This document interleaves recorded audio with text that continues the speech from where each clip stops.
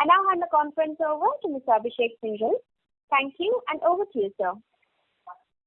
A very good afternoon, and thank you for joining us today for Strides earnings call for the third quarter, 9 months ended financial year 2021. Today we have with us Arun, Founder and Non-Executive Chairman, Dr. Anant, CEO and Managing Director, and Badri, ED and CFO, to share the highlights of the business and financials for the quarter. I hope you have gone through our results release and the quarterly investor presentation, which have been uploaded on our website. The transcript of this call will be available in a week's time on the company's website. Please note that today's discussion must be forward-looking in nature and must be viewed in relation to risks pertaining to our business. After the end of this call, in case you have any further questions, please feel free to reach out to the investor relations team. I now hand over the call to Arun to make the opening comments. Thank you, Abhishek, and good afternoon, everybody. Much appreciate your time today. While I'm going to let Anand do the introduction on the call in a bit and also speak about the quarterly performance, there are two significant decision points that have been made today, and I thought I will give a little more color around those decisions and also explain the rationale. On the biotech business, we have been consistently mentioning that at the appropriate time, we would demerge this business and list it separately. We believe the biopharmaceuticals business will need attention that is different from that of a generics business. So we have taken the decision today to delist this business and for shareholders of Strides to benefit from a standalone biopharmaceutical business. I'm also delighted to announce that Aditya Puri, who we inducted in the board a couple of weeks ago, will now chair the board of Stelis. And Stelis, as all of you know, has been a little bit in the making, almost 8 to 9 years. But in the last 3 or 4 years, we have had extensive build-outs in terms of its capabilities and the offerings Stelis can offer, can provide to customers. As we see the opportunities emerging, especially because of COVID and the demand for capabilities in the biopharmaceuticals business, Stelis is leaning more and more to become a CDMO player. It does have a few products in its development program, but predominantly our focus is to offer our services worldwide as we see increasing demand for our capabilities and capacity. We're also in line to break even in the next financial year. Our order books are looking healthy. We should be having significant updates in how those order books will look like, including the potential vaccine opportunities in our next readout, which is expected as regards Stelis in approximately 4 to 5 weeks from now, when we will provide another update. At this time, we are in discussions, fairly advanced discussions, in terms of opportunities around the CDMO space. Now, incubating a business of biopharmaceuticals, obviously from our learning curve, is significantly greater than the other businesses that we are invested in. It has taken us a lot of time and capital to get here, but we are now delighted that Stelis can live on its own, and consequently, we believe that the delisting will add significant value in the near term to the Strides shareholders. It's a commitment we made to delist at an appropriate time, and we think the time has come now. Also at this time, we see the need for incremental capital as we move from the incubation phase to its growth phase. We estimate this capital to be $100 million based on different types of opportunities that we currently are pursuing. And while we will look at capital raise at the appropriate time and the appropriate value, promoters are committing an additional $50 million to increase their ownership, but also to provide a much needed capital for Stelis without adding additional burden to Strides. So this is as regards our biotech business. We had been commenting on an optionality that Strides had on a business that the promoters had incubated and continue to incubate, called Steriscience, which is a domain play in injectables. Strides has not invested any capital into this business thus far, but had an option to participate, taking a controlling stake in a domain play of injectables. Anand and his new team and Badri and their new teams have, after having done strategic reviews of the opportunities that are available to us, and then following the sellers model of having invested over a long period of time, which causes potential stress to balance sheets and also our focus, it has been decided that Strides will continue to develop its injectable business on its own, keeping all the economics, but will not play a domain game as we had in our previous avatar as a Agila, where we had multiple facilities, 200 ANDAs, and instead pick and choose portfolio of products which are complementary to our strategy of finding niche and complex products, and this is what we will be doing at Strides. This also means that the heavy lifting in terms of continued commitment of capital across Stelis or any new businesses will stop, and office leverage, balance sheet, focus on lighter balance sheet and improved rates will be the key focus for Anand and his leadership team, and for Badri, of course, given that we believe that although we have come a long way in terms of improving the quality of the balance sheet in the last 2 to 3 years, the opportunity ahead of us in our core business and with office leverage that is visible when we move our business in our core generics in each of the markets that we called out, for example, US getting to $400 million, the other recs following through in a couple of years thereafter. We believe our focus and attention should be dedicated to get that to its end game. So that's predominantly the largest story that I wanted to discuss. I'm available through this call to take other questions, and with that, I will pass on the phone to Anand to continue the discussion. Thank you, Arun, and hello everyone. I hope all of you and your loved ones continue to remain safe and well.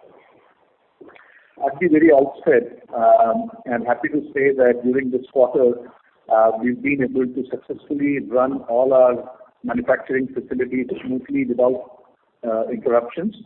And I do want to take this time to thank our global workforce for their resilience, commitment, and exemplary efforts to ensure continued operations during this period. We continue to pursue a people-first approach, and the well-being of our employees remains our topmost priority. With that, let me talk about the business. We are pleased to report steady performance of our businesses in this Q3 FY21. Our performance was led by continued momentum in our regulated markets business, with consistent growth being delivered by our front-end business, over last many quarters now. We are particularly pleased with the strong bounce back in the other regulated markets, which is being led by healthy volume traction. Our portfolio maximization strategy is yielding the desired results, and we continue to invest in R&D to expand our product offering across regulated markets. Our US strategy of building the front end and tapering the partner business is playing out to plan, and our front end now contributes approximately 86% of our US revenues. We are pleased to have received the US FDA approval for generic Truvada recently. Also, during the quarter, we have successfully commercialized TLD, the tenofovir lamivudine dolutegravir, from our institutional portfolio. Our revenues during this quarter has grown 34% year-on-year, adjusting for ranitidine, to rupees 8,375 million, with an EBITDA of rupees 1,661, up 76% year-on-year. This translates into a healthy EBITDA margin of 20%, increased by 470 basis points year-on-year.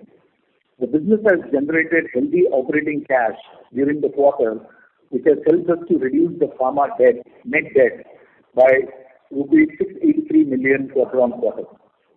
As we continue to build and focus on our core growth business, I'm delighted to announce the strengthening of our executive management team with addition of top-notch pharma leaders having a strong pedigree and vast industry experience to enable our next level of growth. Let me spend a few minutes to talk about performance across key markets.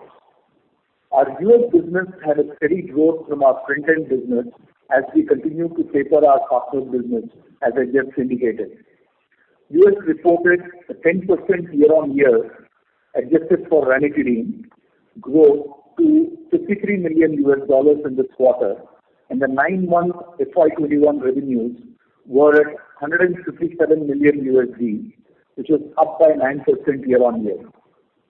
Market share for some of our key molecules continue to be steady, and some of our new launches are gaining market share.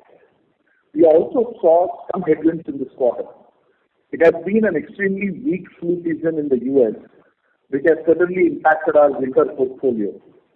Select products continue to witness price erosions, and low patient footfalls at hospitals and pharmacies continue to remain below pre-COVID levels, leading to subdued demand for few products and a softer uptake by the wholesalers.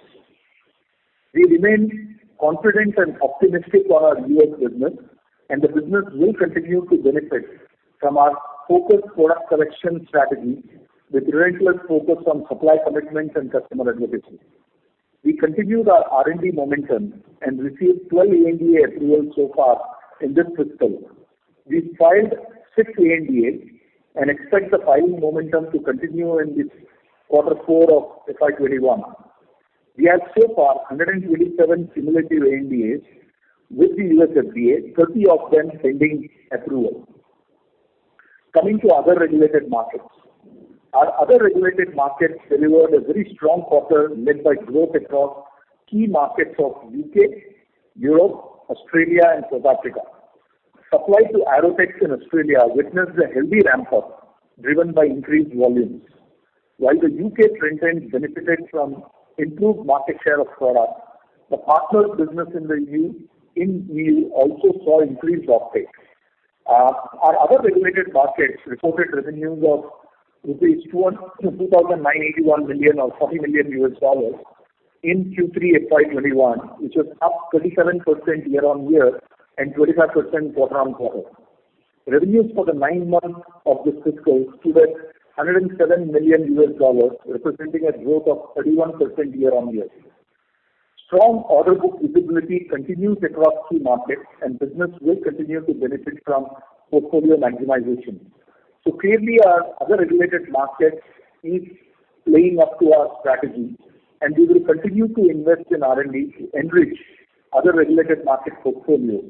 We filed 12 new products and received 6 so far in this fiscal. Overall, this has been a very strong bounce back for the other regulated markets, and the growth outlook remains robust. So if I were to put both the US and the other reg markets together and look at our regulated markets play, the play continues to remain robust with a diversified portfolio, and we have strong pivots in place to deliver continued growth. The regulated markets will be a strategic focus area for Strides, and we will ensure significant focus and attention to this part of our business, which is now over 80% of our consolidated revenues. The regulated markets combined reported a revenue of rupees 6,857 million, growing year-on-year by 21%, and again in line with our previous commentary that we would grow this business in the 20-25% range. Emerging markets.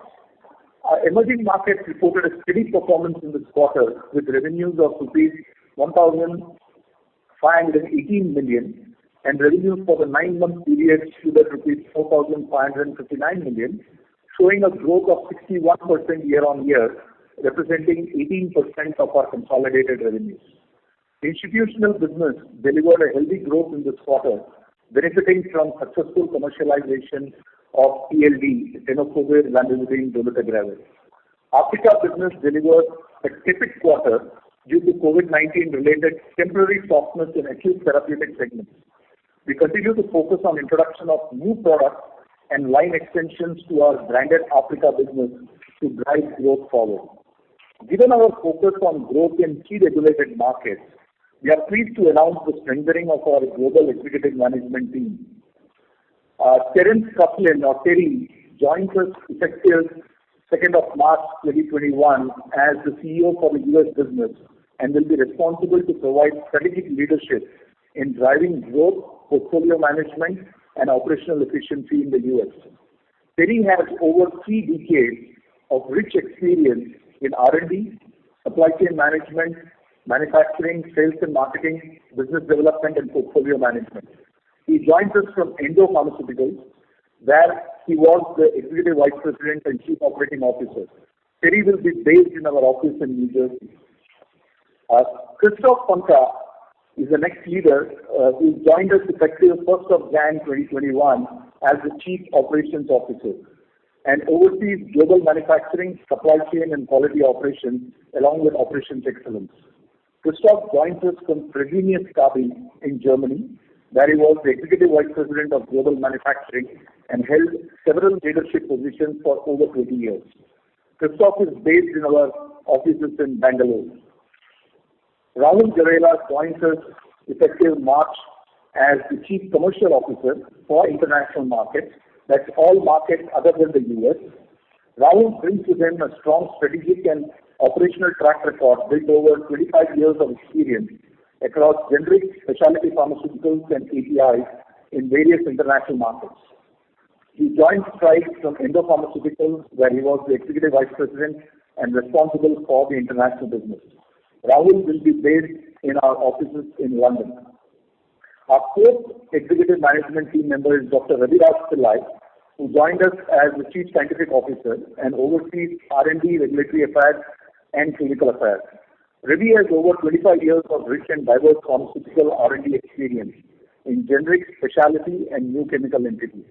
He joins us from Abbott Healthcare and has been associated with organizations like Dr. Reddy's, Perrigo, and GSK, both in India and the US.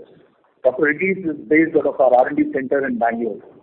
I'm very happy to welcome such distinguished names into the Strides family. The build-up of such high-caliber team is aimed at ensuring dedicated and expert leadership to our growth-driving current and future businesses. Having identified a long-term focus area, we will leverage the vast experience and expertise of these high-caliber leaders, making us well-positioned to plan our strategy roadmap for sustainable growth and value creation to continue to give our best to our patients and customers. With this, let me pass on the line to Badri, who will take you through the financials.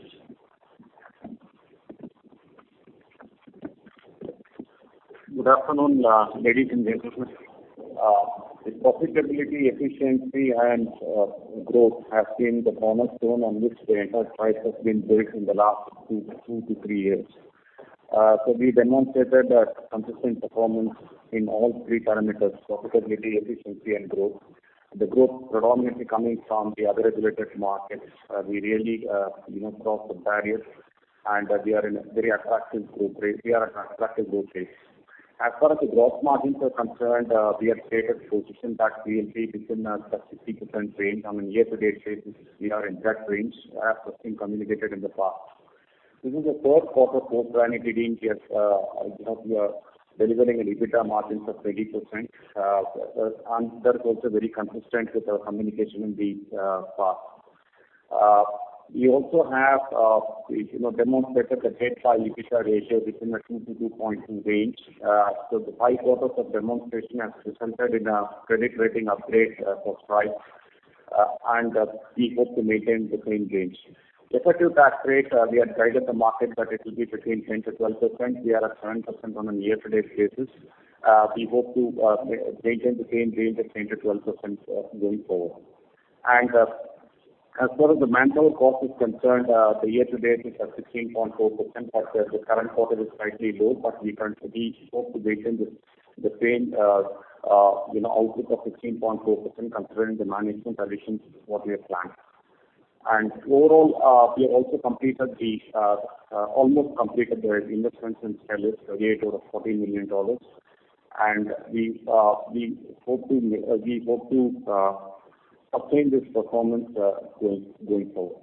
So with this, I'll pass it on to Abhishek Singhal to open up for questions. Thank you very much.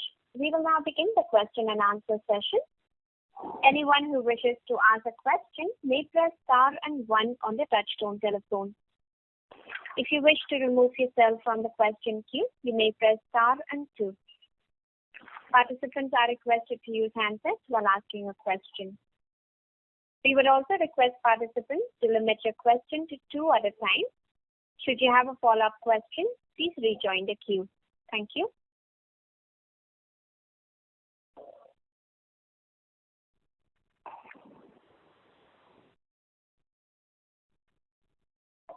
The first question is from the line of Alankar Garude from Macquarie. Please go ahead. Yes, hi, good afternoon, everyone. Arun, my first question to you. Now, with Strides' decision of not investing in Stelis going forward, as well as the rollback of our decision of investing in Steriscience, and coupled with all these senior management appointments, including Mr. Puri as an advisor to Strides.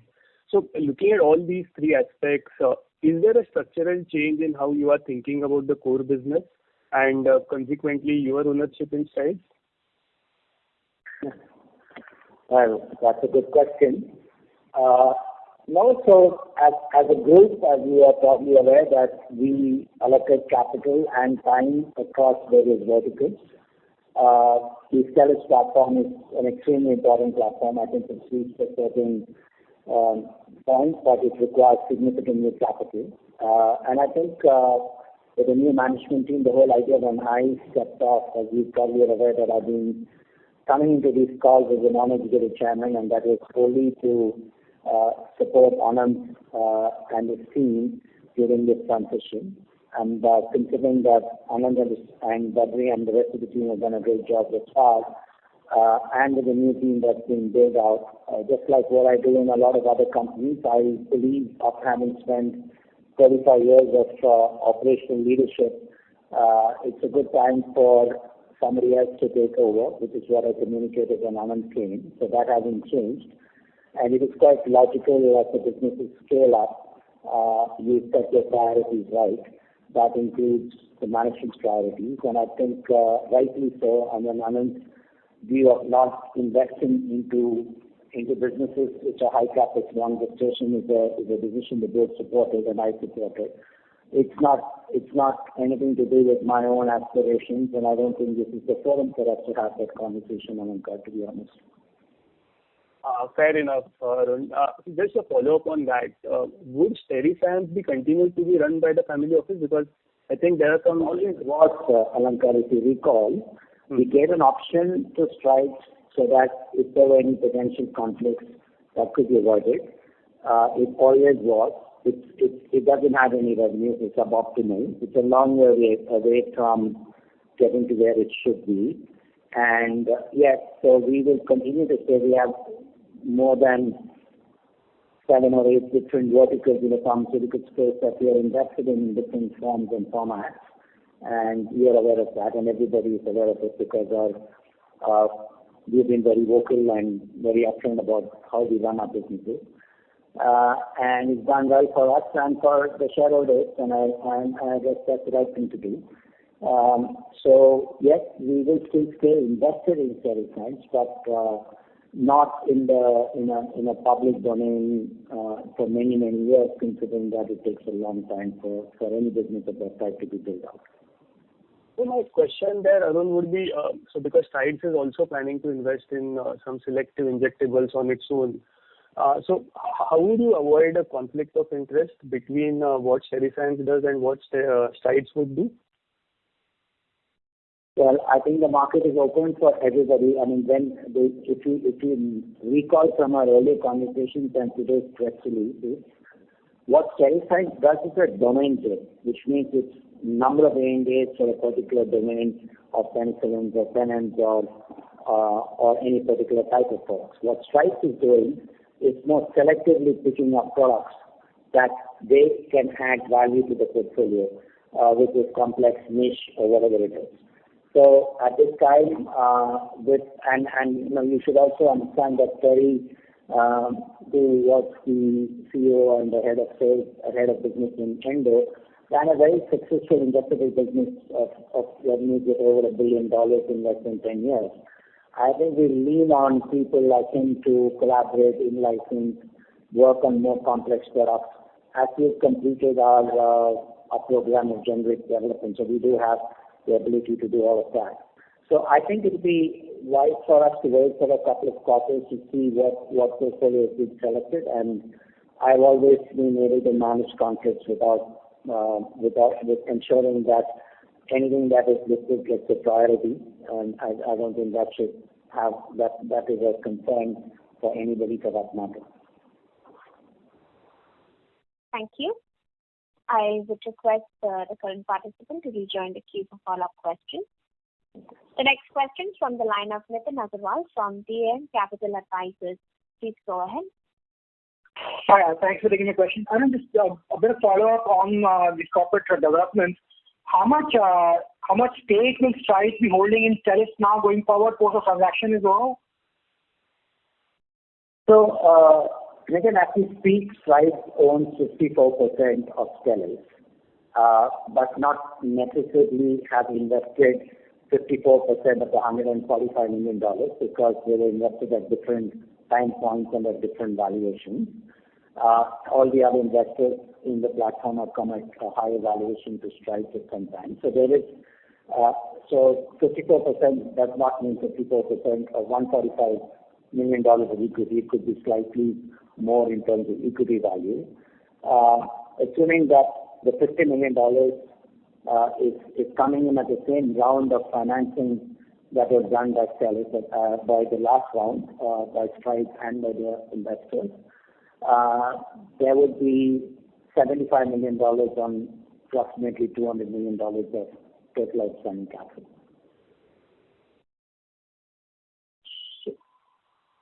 Strides will be a 25% ownership subsequently. 25% of $200 million is a little more than 25%. Okay, I'll figure that out offline with you.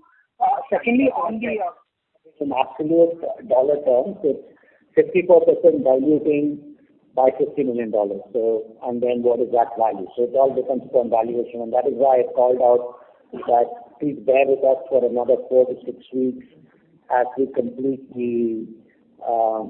We will be able to provide more information around Stelis as we complete certain milestones that we are currently working on.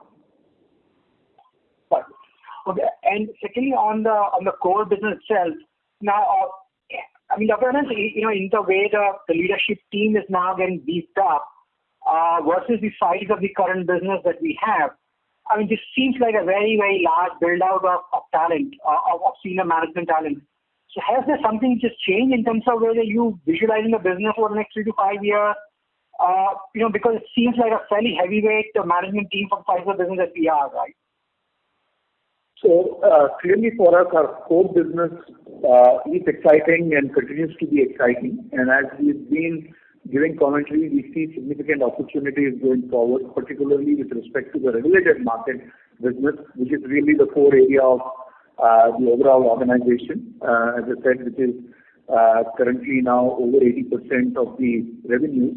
We clearly believe focusing significantly on that value-creating portion is going to give us the ability to grow better and to create better value. And to be able to do that and to both generate the velocity as well as the growth aspirations, we clearly believe that having industry experienced leaders that are coming into the management team is going to make a big difference and is going to help us accelerate towards that growth dimension, number one. And number two is also to the point, as Arun mentioned earlier, this will help us also select complementarities that we will look at into the portfolio building that will also help further build on to the growth story. And Nitin, if I may add, you see, with our current run rate of close to about $500 million, you will appreciate that this business was built in the last 4 to 5 years after we sold Agila. It's taken several fine-tunings and all that, but in the last 2 or 3 years, we've got the model right. It's a business that has been built on the portfolio, great customer advocacy and the work. To build a business from the $500 million run rate to what we think it will be, because if we called out $400 million in the U.S. and that business being mirrored by other regulated markets in probably in the next 4 to 5 years, I'm not so sure exactly how long. What we've been missing would be the leadership team. And just like in our first phase, we would have invested heavily on products and infrastructure. In this phase, we are investing obviously on people to build the business to the next level. So, like in all pharmaceutical businesses, you have to put money before expenses before the revenue growth. And I think what Anand has done is brilliant in terms of finding the right team.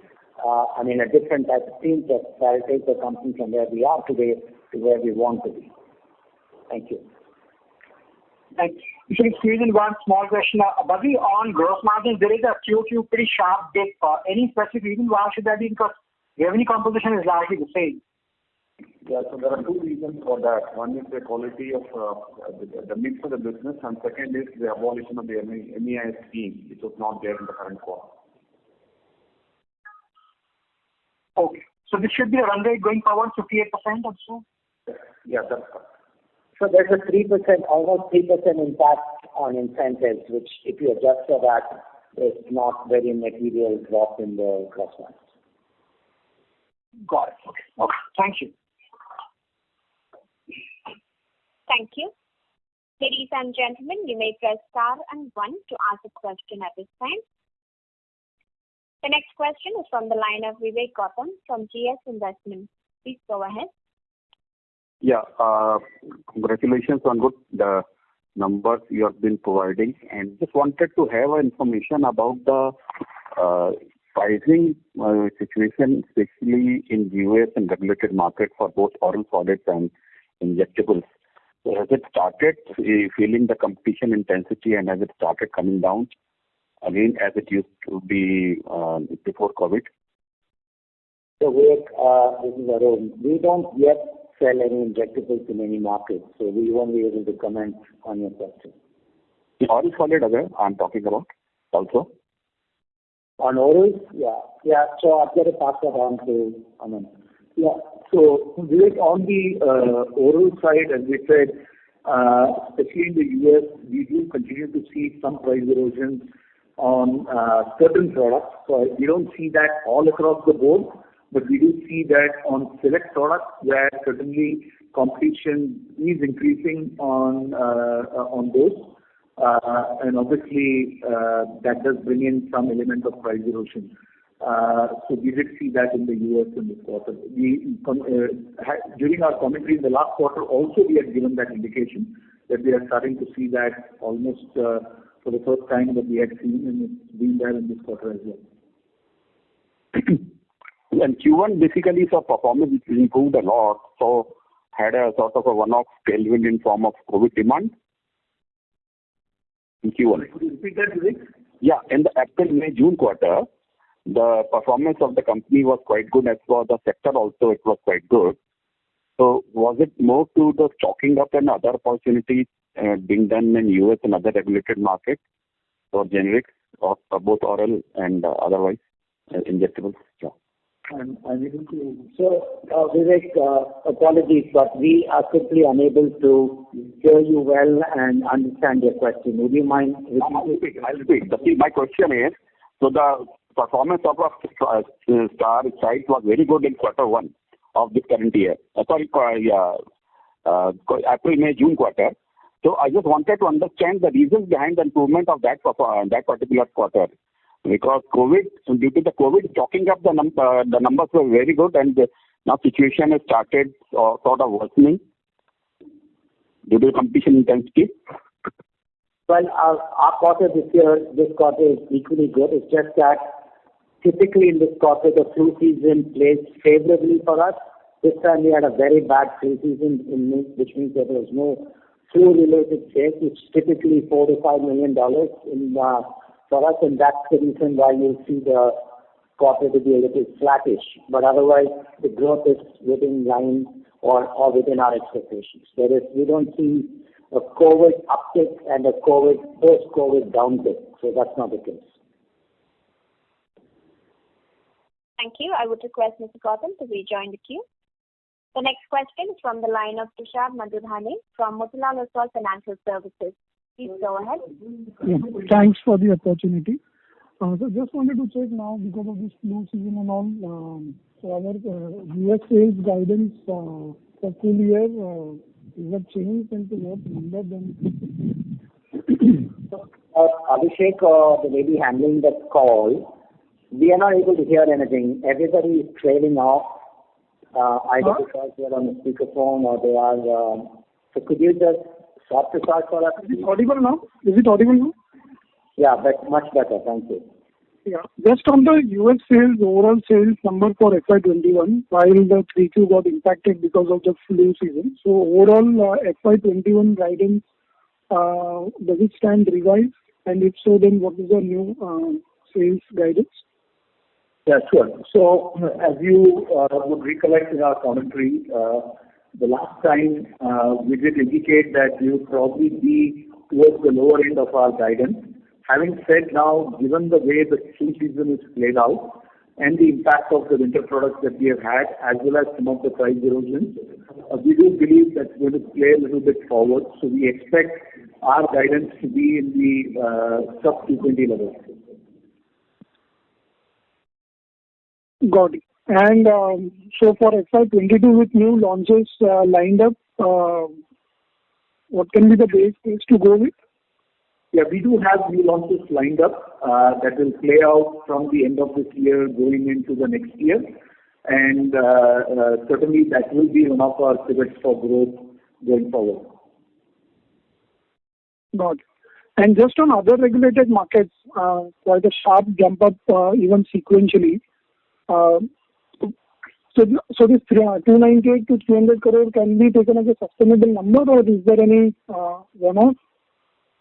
No, there's no one-off. If you again go back to the commentary we had in Q2, we did indicate pretty clearly that some of the interruptions that we had during Q2 in our manufacturing facilities did cause us to be able to not supply as well as we would have otherwise done because of those lost days. And our Q2 other reg markets showed a dip. And we said we clearly have the order book visibility, and we will bounce back very strongly again in Q3 and going forward.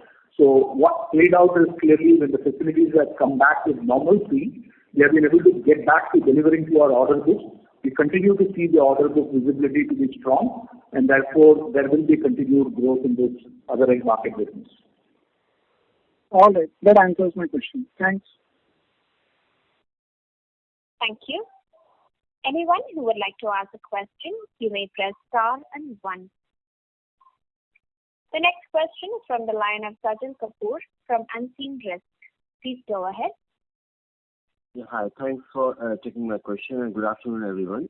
Hi, Arun. I have a couple of longer-term questions, please. So firstly, what we have seen with some of the Chinese biologics players is that once the long gestation period is over, the sales and profit growth shows a very sharp uptrend. So 90% profit CAGR over 5, 6, 7 years is common there. Wuxi Biologics as an example. When do you think Stelis can get into that kind of high growth phase sometime in future, please?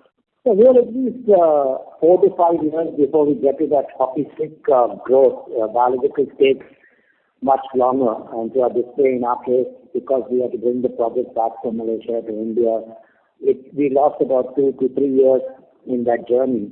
So we are at least 4, 5 years away when we get to that hockey stick kind of growth trajectory, both in revenues and in margins, simply from the regulatory timelines and the approvals. And COVID has not helped. While the demand for capacities are high, our plant is new, so regulators are not traveling and visiting. So obviously that's a negative. So we hope that's going to change soon. and we should have inspections happening because we are ready to receive inspectors. But considering that we have the ability to make products in forward, we hope that we will have the facility inspected and then we can hit the road running for business. But we are several years away from significant growth. Sure, Arun. And secondly, the biologics development and manufacturing is a relatively new domain for Indian players. So there will, of course, be a steep learning curve for everyone, and challenges will be there in attracting the right talent and along the value chain from research and development all the way to commercial manufacturing. So this is more of an industry question for you, because you have so much experience. How do you see the risk-reward landscape, given that there is a talent crunch of sorts in India as far as biologics manufacturing is concerned? So can Indian players get into that sort of high growth phase starting say 2025? Not just the Stelis, but the general industry structure. Yeah. So different from, to address your question, which is relevant, but different to the question is the model of Stelis. Stelis is predominantly a service provider of everything from cell line development to improvements in yields to clinical batches to manufacturing to large-scale manufacturing. Like I mentioned in my opening statement, outside of one product that we have filed, we have not invested any significant capital on any new programs. So your question is very relevant when you have a portfolio of products like some other companies in India have. But our focus is to be more a service provider, but a full services GMP provider right from small scale to very large scale manufacturing, and also to include vaccine manufacturing in the process. So it is the CDMO opportunity is good because most biopharmaceutical companies are virtual. COVID has ensured that large players who provide capacities to smaller players are no more available. Backlog of capacities is 2 to 3 years. So even a new company like ours, a new facility like ours, is getting a lot of interest from international players. So we believe moving away from spending millions of dollars on development, we are better off investing in infrastructure and leveraging capabilities by being a full services provider of services and manufacturing. And that's the shift. But that's the reason why the business will not require too much more cash from the intended next round of funding, which will be over 3 years. And I hope that answers the question, because we are not a product company in Stelis. Thank you. I would request Mr. Kapoor to rejoin the queue. We would also request participants to please speak on the handset mode so that we can hear you clearly. The next question is from the line of Sriram Rathi from ICICI Securities. Please go ahead. Yeah, thanks for the opportunity. Just one question, particularly on the other regulated markets. That in the last 2-3 years, we have seen phenomenal growth in that segment, and the base is also very high. So going forward, can we still expect that double-digit growth to continue in that business, and what will be driving that?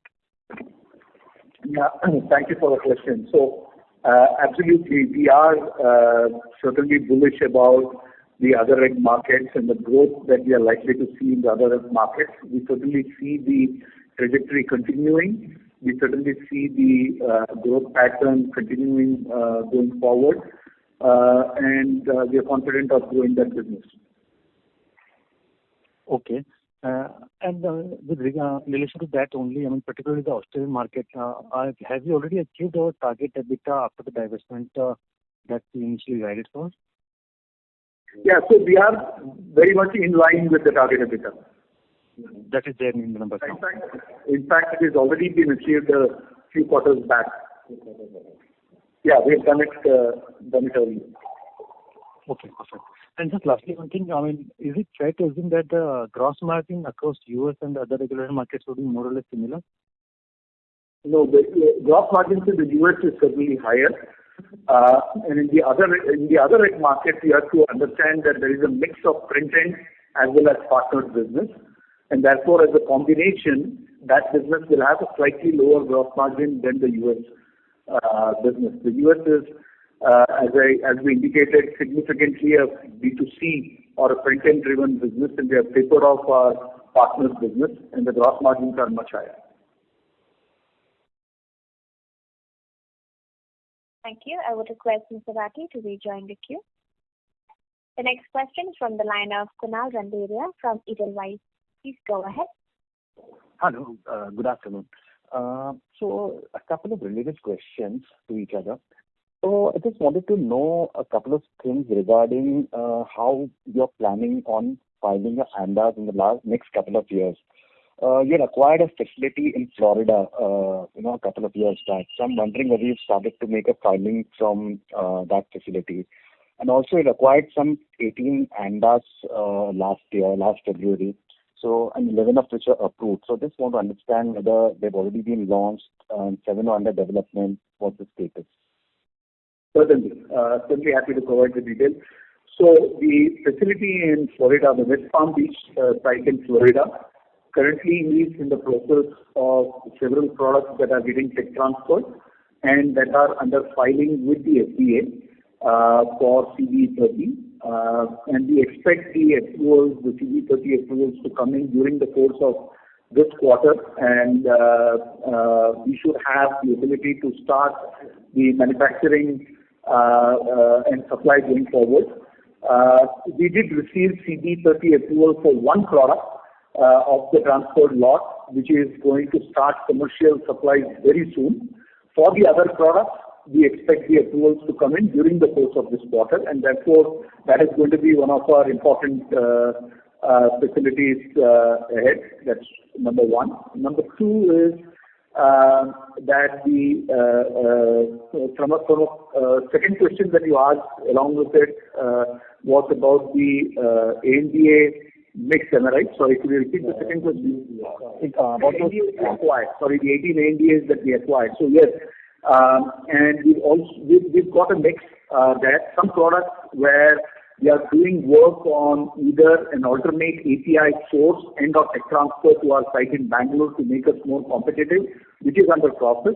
There are some products that are already approved and we have already commercialized them, and those products are growing pretty well. In fact, on some of them, we've got very good market share and are gaining further traction. And there is a couple of products where we've got the approval from the FDA. However, they are products that come under the controlled substances category in Schedule 2, and therefore we are in the process of now identifying and finalizing a suitable site in the US where we could do the tech transfer and launch the manufacturing from those sites for those controlled substance products. So that's probably the perspective for your question. I hope it answers. Yeah, that's helpful. Just clarification, how many products will you be filing from getting approval from the Florida plant? From Florida? Yes. We are looking right now in the first phase about 6 products. By first phase, I mean in the next maybe 3 or 4 quarters? In the next couple of quarters. Couple of quarters. Great. And just lastly, any update on levothyroxine? On levothyroxine, it's filed with the FDA. It's undergoing FDA review, so it's still in the regulatory stages. Okay. Any sort of timeline would you like to share on that? Sorry, no, it's under regulatory review, so there's very little we'll be able to share. Okay. Thank you very much, and all the best. Thank you. The next question is from the line of Rahul Veera from Abacus Asset Manager. Please go ahead. Hi, sir. Just wanted to understand some details around Stelis Biopharma would be great in terms of top line. What kind of margins we are expecting when we say that it will break even in FY22? No, we don't have a top line now. Stelis does not have revenues or significant revenues, $2 million. We mentioned that in the next financial year we'll break even, and as a policy we don't give forward-looking numbers. Okay. And sir, in the annual reporting that we have done, it shows around in the Q3FY21 we are showing around 26 crores of loss from the share of JV and associates. So is it largely related to Stelis only? Yes, it has got 2 components.